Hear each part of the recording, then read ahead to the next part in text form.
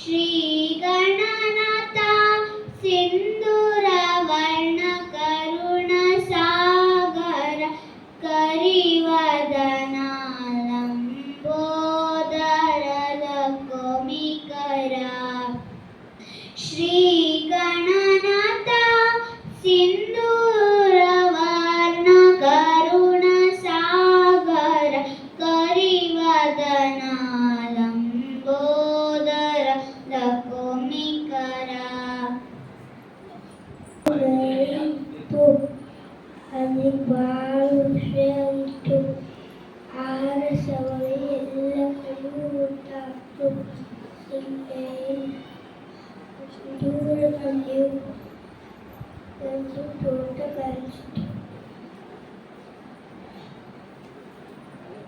ಅಲ್ಲಿ ಒಂದು ಸರಿಯಾಡ್ತು ಸಿಗ್ಲಿಲ್ಲ, ಎರಡು ಸರಿಯಾಡ್ತು ಸಿಗ್ಲಿಲ್ಲ, ಮೂರು ಸರಿಯಾಡ್ತು ಸಿಗ್ಲಿಲ್ಲ, ಎರಡು ಹೋಯಿತು.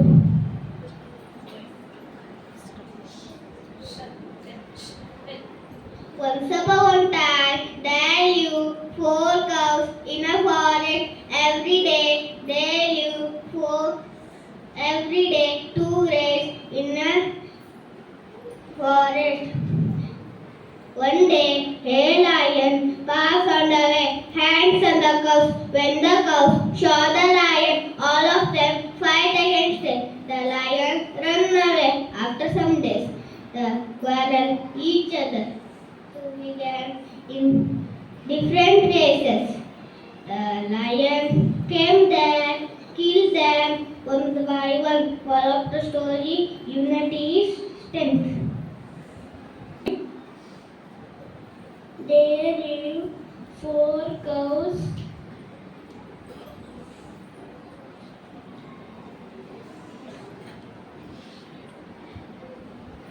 Once upon a time,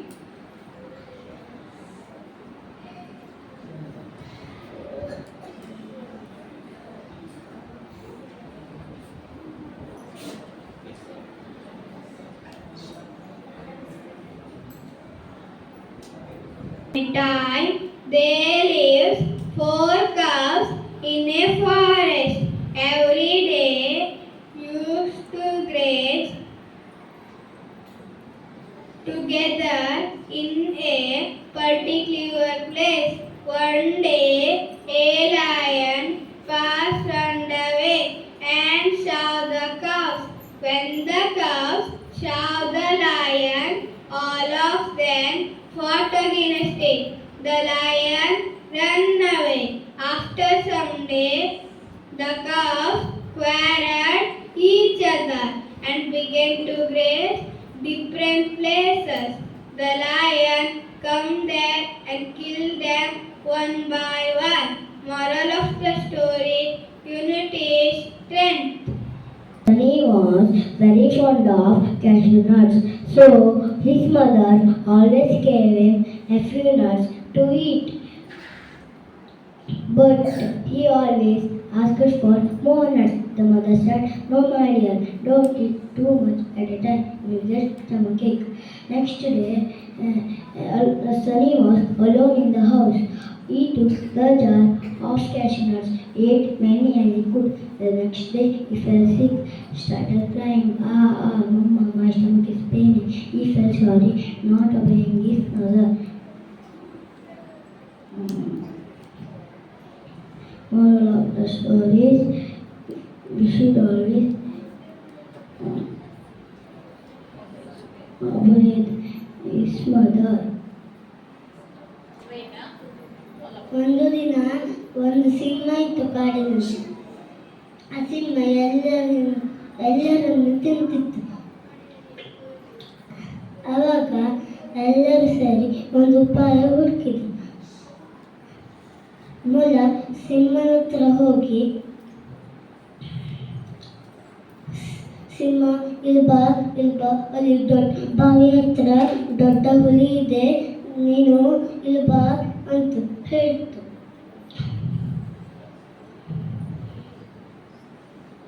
ಸಿಂಹ ಬಂತು. ಸಿಂಹ ಬಾವಿ ಹತ್ತಿರ ನೋಡಿತು. ಸಿಂಹ ಬಾವಿನಲ್ಲಿ ಹಾರಿ ಬಿದ್ದು ಸತ್ತು ಹೋಗಿತು. Once upon a time, a lush forest, a speedy rabbit and slowly tortoise decide to have a race. The rabbit, confident in his fastness, sees the tortoise. You are so slow, you will never win. The tortoise said, I am maybe slow, but I am steady and determined. The race started. The rabbit first stopped to rest. The tortoise walked slowly but never stopped. The tortoise wins. Moral of the story is slow and steady wins the race. The cap seller and the monkeys. Once a cap seller went to sleep under a tree. While he slept, the monkeys opened his bundle and wore his caps. When he woke up, he found that the monkeys had stolen his caps. He thought of a plan. He threw down his own cap on the ground. The cap seller collected all the caps, tied them in his bundle, and walked away. Moral of the story is unity is strength. A crow was very thirsty. He looked for water here and there. At last he saw a jar, but there was very little water in it. He thought of a plan. He collected some stones and put them one by one in the jar. The water came up.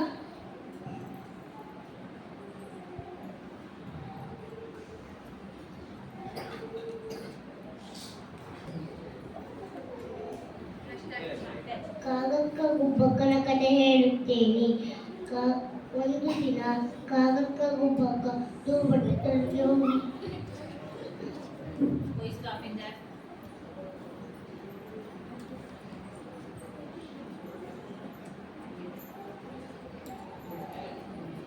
ಅವಾಗ ಜೋರು ಕಳ್ಳಿನ ಮನೆ ಬಂದಿತ್ತು. ಕಾಗಕ್ಕನ ಮನೆ ಹಾರಿ ಹೋಗಿತ್ತು.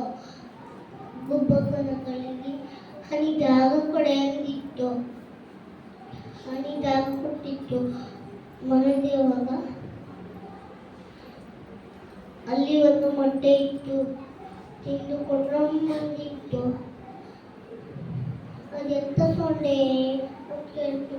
ಒಂದು ಮೊಟ್ಟೆ ತಿಂದಿತ್ತು, ಖಾಲಿಯಾಗಿತ್ತು ಅಂತ ಹೇಳಿತು. ಹಾರಿ ಹೋಗಿ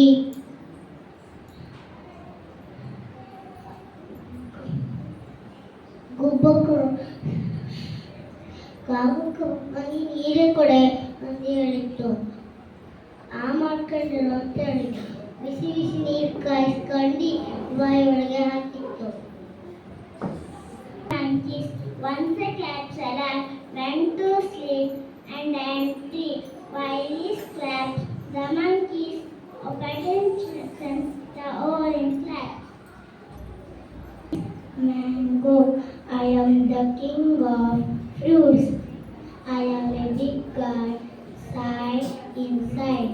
My color is red, orange, yellow, green.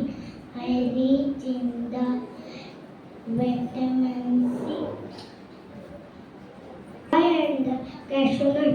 Sunny was very fond of cashew nuts, so his mother always gave him a few nuts to eat, but he always asked for more nuts. The mother said, no my dear, don't eat too much at a time.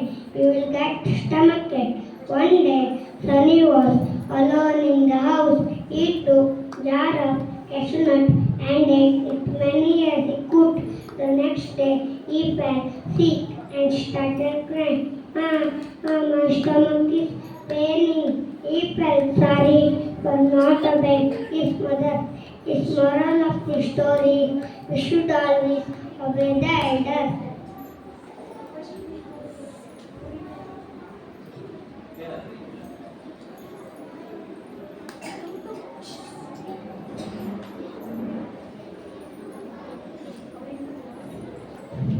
Cap seller and the monkeys. Once a cap seller went to sleep under a tree. His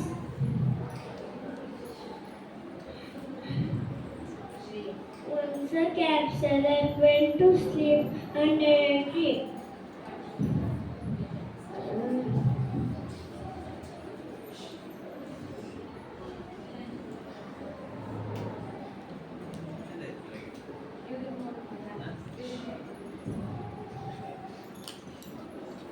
After you tell, no? The bear and the two friends. One day, two friends went along a forest. At that time, they saw the bear, and one friend climbed up the tree nearby. Brother one did not know how to climb a tree, so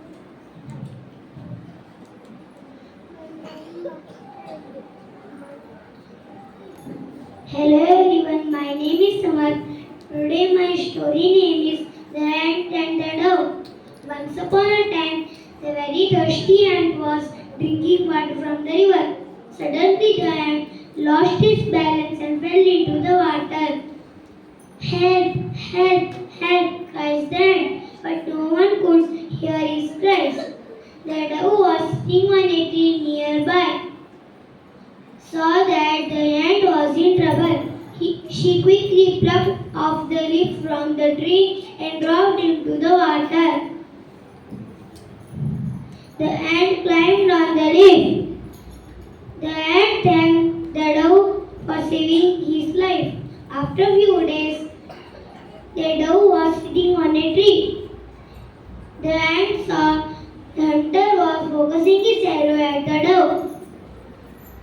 The ant knew that his friend dove was in danger. He quickly bit Hunter's leg, and Hunter cried in pain. The hunter's arrow missed at the dove. This time, ant saved the dove. The dove thanked the ant for saving her life, and they become friends forever. The moral of the story: if you do good, good will come to you. Thank you. You are safe.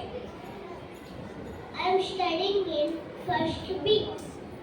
Story: The Loyalty of Shravan Kumar. Shravan Kumar was a poor teenage boy helping his parents on a pilgrimage to all sites in India. As the old and blind, he was carrying them into baskets slung over his shoulder while crossing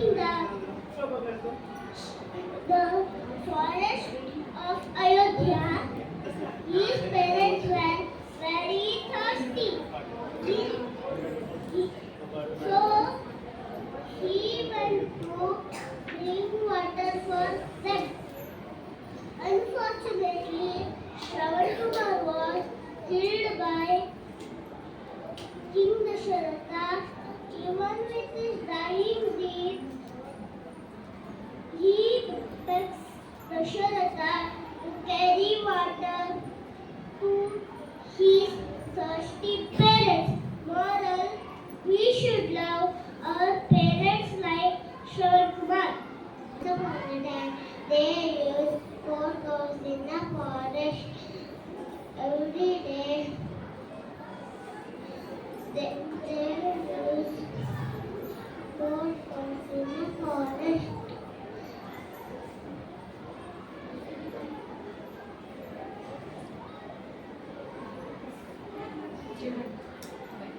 Once upon a time, there was a dog. He was very hungry. He got a piece of meat. He reached at a stream.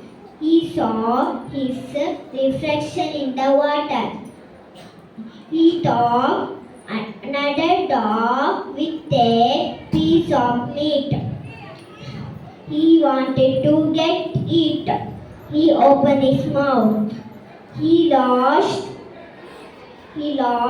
on he lost his own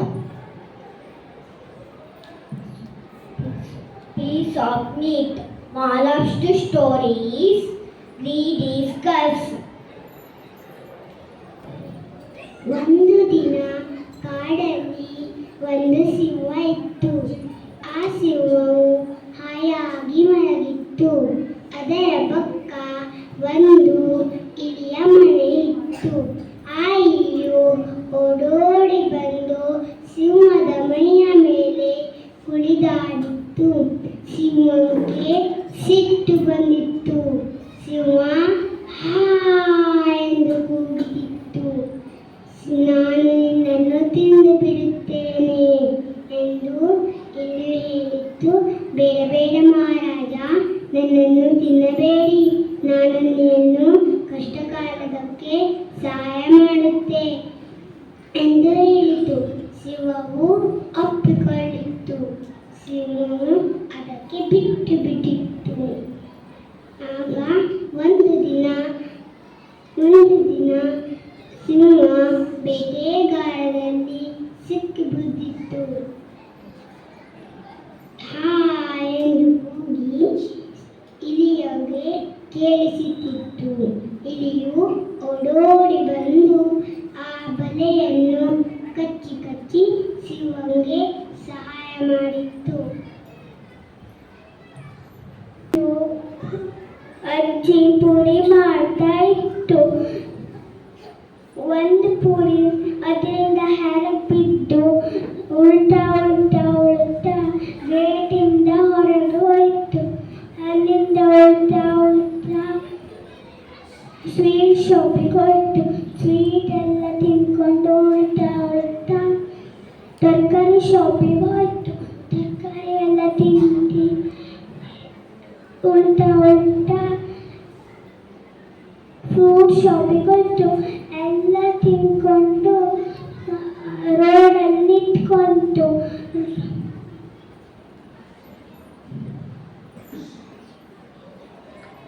ಆಮೇಲೆ ಒಂದು ನಾಯಿಗೆ smell ಬಂತು ಪುರಿದು. ಪುರಿದಲ್ಲಿ ಹೋಯಿತು. ಪೂರಿ ಏನಾಯಿತು ಕೇಳಿತು. ನನಗೆ ಎಲ್ಲ ತಿಂದು ನಡೆಯೋಕ್ಕಾಗ್ತಿಲ್ಲ, ನಮ್ಮ ಮನೆಗೆ ಹೋಗೋಕೆ ಅಂತು. ಕಡೆ ನಾಯಿ ಹೇಳಿತು, ನೀನು ನನ್ನ ಬೆನ್ನ ಮೇಲೆ ಕುತ್ಕೋ, ನಾನಿನ್ನ ಕರ್ಕೊ ಹೋಗ್ತೆ ಅಂತು. ಆಮೇಲೆ ಅದು ಕುತ್ಕೊಂತು. ಕಡೆ ಸ್ವಲ್ಪ ಮುಂದೆ ಹೋದಂತೆ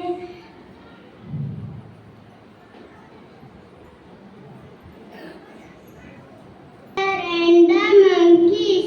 When the capsular went to sleep under a tree, while he slept, the monkeys also opened his bundle and moved his caps. He thought of a plan.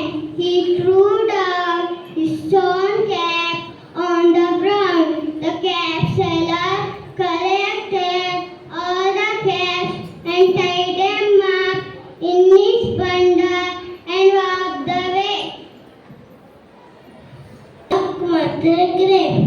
ಒಂದಿನ ಡಕ್ ಮೊಟ್ಟೆ ಇಟ್ಟಿತ್ತು. ಆ ಮೊಟ್ಟೆ ಕುಲ ಗ್ರೇಪ್ ತಿಂಡಿ ಹೋಗೋ ಅಂತ ಹೋಯ್ತು. ಅವಾಗೆ ಒಂದು ಹಾವು ಕುಲ 2 ಮೊಟ್ಟೆ ತಿಂದು ಹೋಯ್ತು. ಕರಿ ಮತ್ತೊಂದು ದಿವಸ ಮತ್ತೊಂದು ಮೊಟ್ಟೆ ಇತ್ತು. ಮತ್ತೆ ಅದು ಹೋಗ್ಕೂಲ ಮತ್ತೆ ಹೋಗಿ ತಿನ್ಕೊಂಡು ಹೋಯ್ತು. ಕರಿ ಮತ್ತೊಂದು ದಿವಸ ಮತ್ತೊಂದು ಮೊಟ್ಟೆ ಕೂಲವ ಹುಲ್ಲೆ ಇಟ್ಟಾಗ ಹೋಯ್ತಿತ್ತು. ಅದರೊಟ್ಟುವ ಅಜ್ಜಿ ಅದು ತಿಂತು.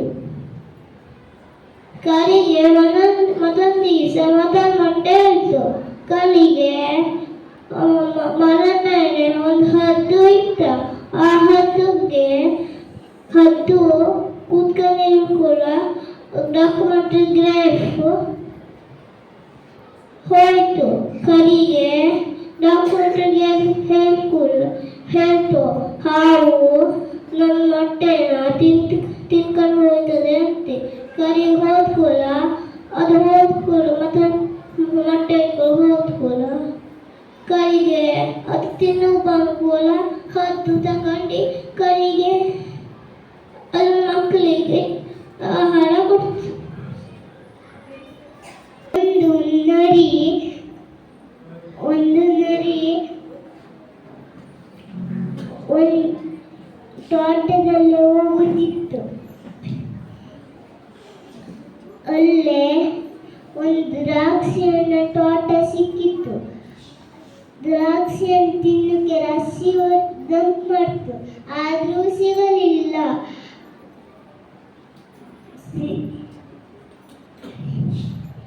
ಅದು ಉಳಿಯುವುದಂದ್ರೆ ಹೊರಟೋಯ್ತು.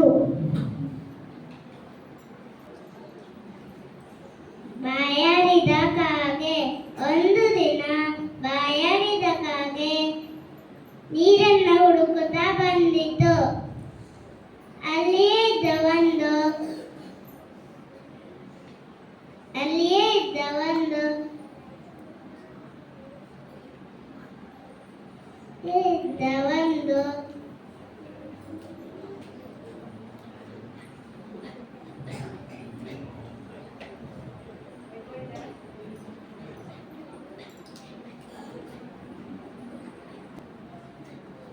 ಅದರ ಮೇಲೆ ಬಂದು ಕುಳಿತಿತು. ಬಗ್ಗಿ ನೋಡಿತು. ನೀರು ಕೆಳಗೆ ಇತ್ತು. ಅದರ ಕೊಕ್ಕಿಗೆ ಸಿಗಲಿಲ್ಲ. ಒಂದು ಉಪಾಯವನ್ನು ಮಾಡಿತು. ಅಲ್ಲಿಯೇ ಇದ್ದ ಚಿಕ್ಕ ಚಿಕ್ಕ ಕಲ್ಲನ್ನು ತಂದು ಹಾಕಿತು. ನೀರು ನಿಧಾನವಾಗಿ ಮೇಲೆ ಬಂದಿತು. ಆದರೂ ಅದರ ಕೊಕ್ಕಿಗೆ ಸಿಗಲಿಲ್ಲ. ಮತ್ತೆ ಅಲ್ಲಿಯೇ ಇದ್ದ ಚಿಕ್ಕ ಚಿಕ್ಕ ಕಲ್ಲನ್ನು ತಂದು ಹಾಕಿತು. ನೀರು ಮೇಲೆ ಬಂದಿತು. ನೀರನ್ನು ಕುಡಿದು ಹಾರಿ ಹೋಯಿತು. ಊರಿನಲ್ಲಿ ಒಂದು ಆನೆಯು ಇತ್ತು.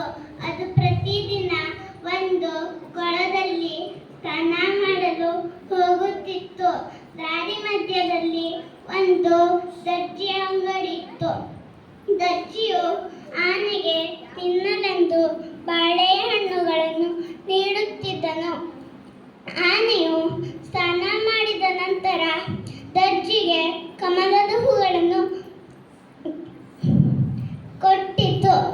ಒಂದು ದಿನ ದರ್ಜಿಗೆ ಯಾವುದೋ ವಿಷಯದಲ್ಲಿ ಕೋಪಗೊಂಡಿದ್ದನು.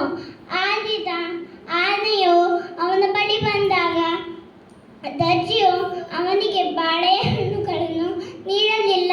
ಬದಲಾಗಿ ತನ್ನ ಸೂಜಿಯಿಂದ ಆನೆಯ ಸೊಂಡಿಲ ಮೇಲೆ ಚುಚ್ಚಿದನು.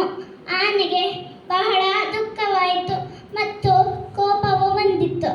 ಆನೆಯು ಸ್ನಾನ ಮಾಡಿದ ನಂತರ ಕಮಲದ ಹೂಗಳನ್ನು ಕಿತ್ತುಕೊಳ್ಳಲಿಲ್ಲ.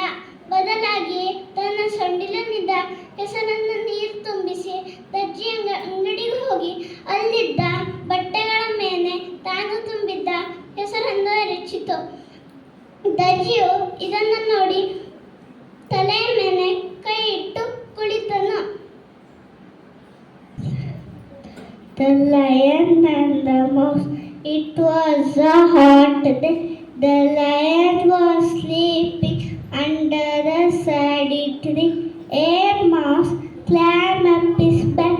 The lion catched the mouse. The mouse said to it, "Please let me go. Someday I will help you." Pity on the mouse and let it go. One day got caught in a untouched net. It all and again. Moral of the story.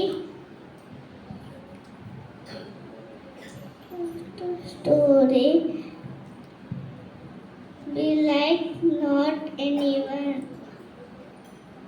ಅಲ್ಲಿ ಒಂದು ದಟ್ಟವಾದ ಕಾಡಿತ್ತು.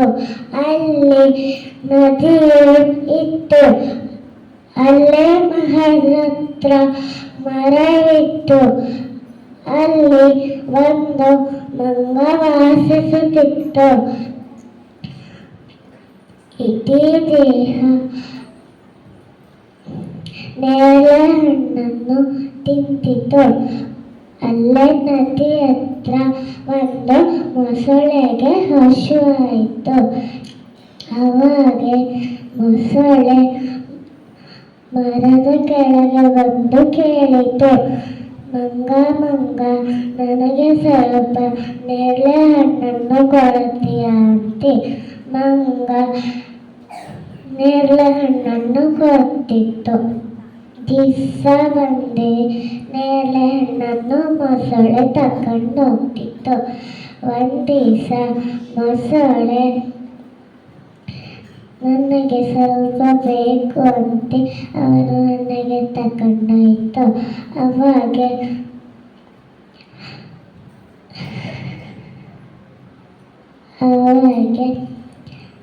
ಮೊಸಳೆಯ ಹೆಂಡತಿ ಕೇಳಿತು, ನನಗೆ ನೇರಳೆ ಹಣ್ಣು ಬೇಕು, ನೀನು ದಿವಸ ತಿನ್ನುವ ನೇರಳೆ ಹಣ್ಣು ಅಂತ. ಅವಾಗೆ ಮೊಸಳೆ ಮಂಗನ ಹತ್ರ ಹೋಗಿ ನೇರಳೆ ಹಣ್ಣನ್ನು ಕೇಳಿ ತಗೊಬಂದಿತು. ಅವಾಗೆ ಅವಳು ನೇರಳೆ ಹಣ್ಣನ್ನು ತಿಂತಿರಬೇಕಾದ್ರೆ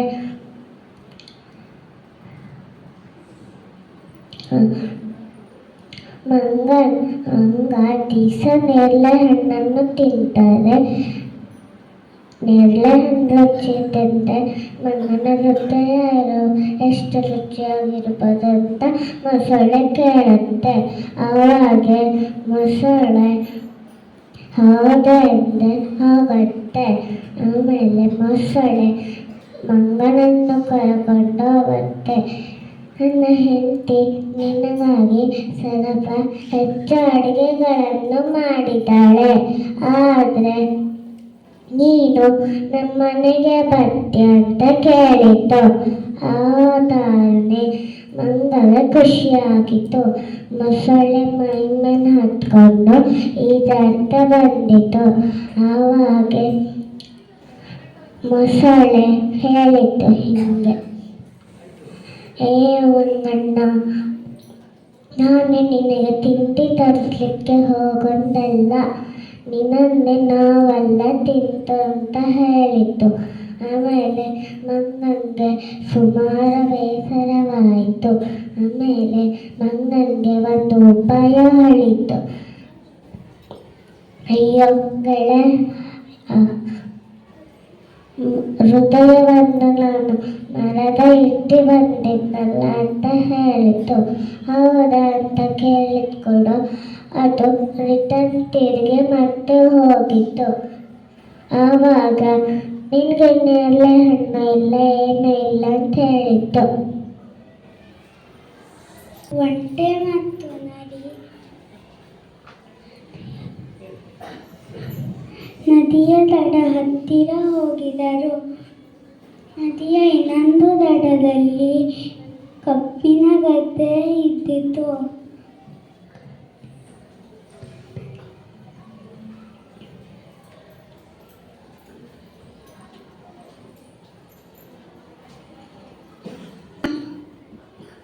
ಕಾಡಲ್ಲಿ ಒಂದು ಇರುವೆಯು ನೀರನ್ನು ಹುಡುಕುತ್ತಾ ಕೊಳದ ಹತ್ತಿರ ಬಂತು.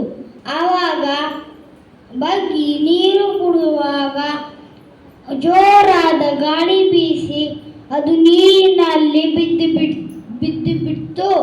ಆವಾಗ ಅಲ್ಲೇ ಹತ್ತಿರದಲ್ಲಿರುವ ಒಂದು ಮರದ ಮೇಲೆ ಒಂದು ಪಾರಿವಾಳವು ಕುತ್ಕೊಂಡಿತ್ತು. ಆವಾಗ ಇರುವೆಯು ಜೀವಕ್ಕೆ ಹೋರಾಡ್ತಾ ಇರುವುದು ಪಾರಿವಾಳಕ್ಕೆ ಕೇಳಿಸಿತ್ತು. ಆವಾಗ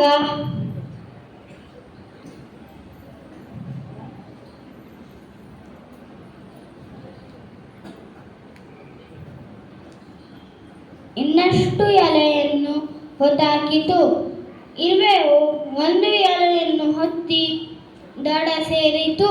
ಆವಾಗ ಇರುವೆಯು ಪಾರಿವಾಳಕ್ಕೆ ಧನ್ಯವಾದ ಎಂದು ಹೇಳೋಣ ಅಂತ ಹೋಗ್ತಾ ಇತ್ತು.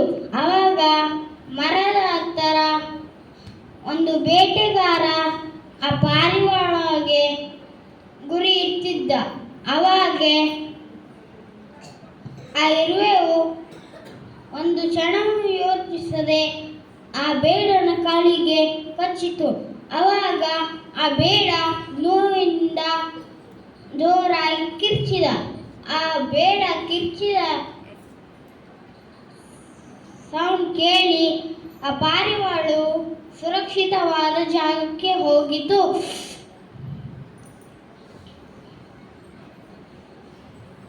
ಹೇಗೆ ಪಾರಿವಾಳವು ಇರುವೆಗೆ ಸಹಾಯ ಮಾಡಿತು, ಹಾಗೆಯೇ ಇರುವೆಯು ಬೇಟೆಗಾರನಿಂದ ಪಾರಿವಾಳಕ್ಕೆ ಸಹಾಯ ಮಾಡಿತು.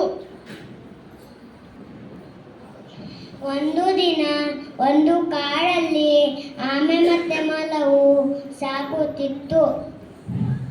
ಆಮೆಯು ಮೊಲದ ಹತ್ತಿರ ಹೋಗಿ ಹೇಳಿತು, ರೇಸ್ ಮಾಡೋಣ ಅಂದಿತು.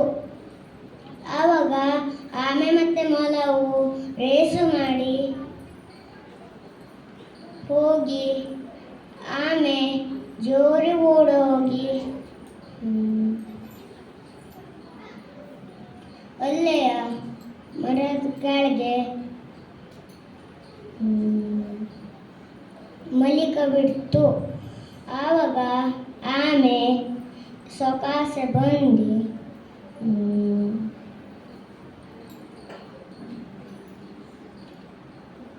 ಮೊಲವು ಅಚ್ಚಿಗಿಚ್ಚಿಗೆ ನೋಡತು. ಮೊಲವು ಎಲ್ಲೂ ಕಾಣದೇ ಇಲ್ಲ. ಆವಾಗ ಮರದ ಕೆಳಗೆ ಆಮೆಯು ನೋಡಿತು. ಆವಾಗ ಮೊಲವು ಕಂಡತು. ಆವಾಗ ಮೊಲವು ಆಮೆಯು ಓಡಿ ಹೋಗಿತು. ಮೊಲಂಗೆ ಆವಾಗ ಎಚ್ಚರ ಆಗಿಬಿಡ್ತು. ಆವಾಗ ಮೊಲವು ಅಚ್ಚಿಗಿಚ್ಚಿಗೆ ನೋಡ್ತು. ಮೊಲವು ಆಮೆಯು ಹಿಂದೆ ಅಡ್ಡೆ ಅಂದ್ಕೊಂಡು ವಾಪಸ್ ಹೋಯಿತು. ನೋಡ್ರೆ ಆಮೆಯು ಗೆದ್ದಿ ಬಿಟ್ಟಿತು. The mouse. Once a lion caught a mouse, wanted to eat me. Don't eat me. I will sell the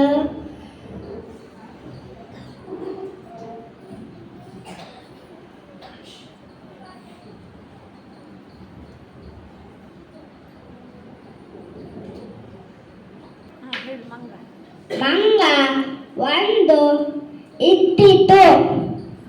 ಅದು ಪಾತ್ರವನ್ನು ತಂದೆ ಇಟ್ಟಿತು. ಅಂಗಡಿಗೆ ಹೋಗಿ ಬೆಲ್ಲ ತುಪ್ಪ ತಂದೆ ಇಟ್ಟಿತು. ಸೌಂಟು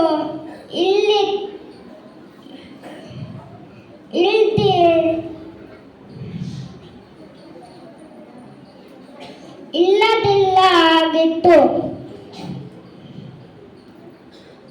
ಮಂಗ ಬಾಲ ತಗೊಂಡು ತಿರ್ಸ್ತು. ಬಾಲ ಸುಟ್ಟು ಹೋಯಿತು.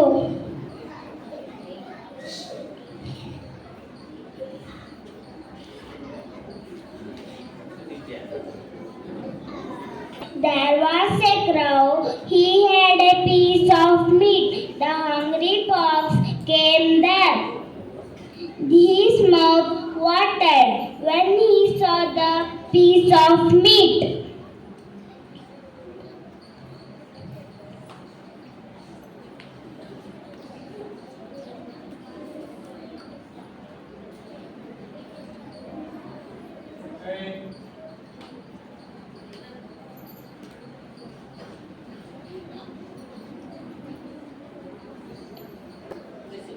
dusty crow, one hot day, a dusty crow flew all over the field looking for water. For a long time he could not find water. Suddenly he saw a water jug. Alas,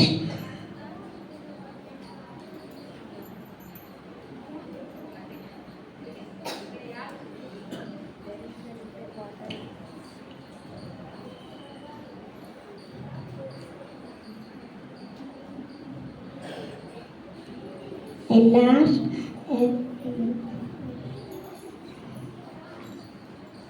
a pond water.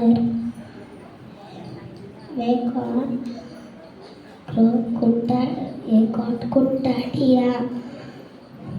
Crow some put petals.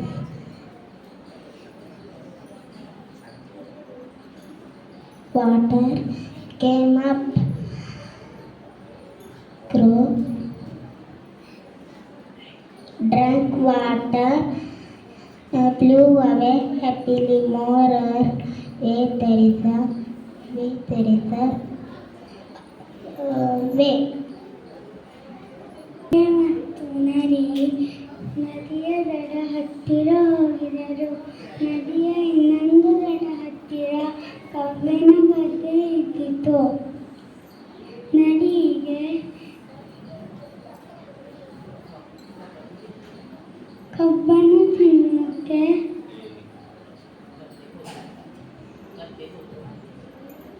ಆಸೆ ಆಯಿತು. ಆಗ ನದಿ ಹೇಳಿತು, ಗೆಳೆಯ, ಒಂದು ರಾತ್ರಿ ಕಬ್ಬಿನ ಗದ್ದೆ ಹೋಗುವಣ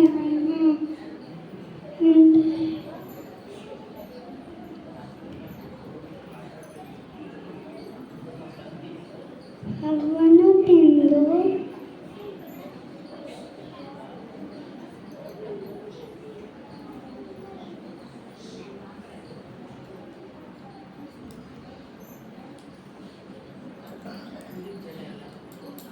ಊರಿನ ಜನ ಇದ್ದರು.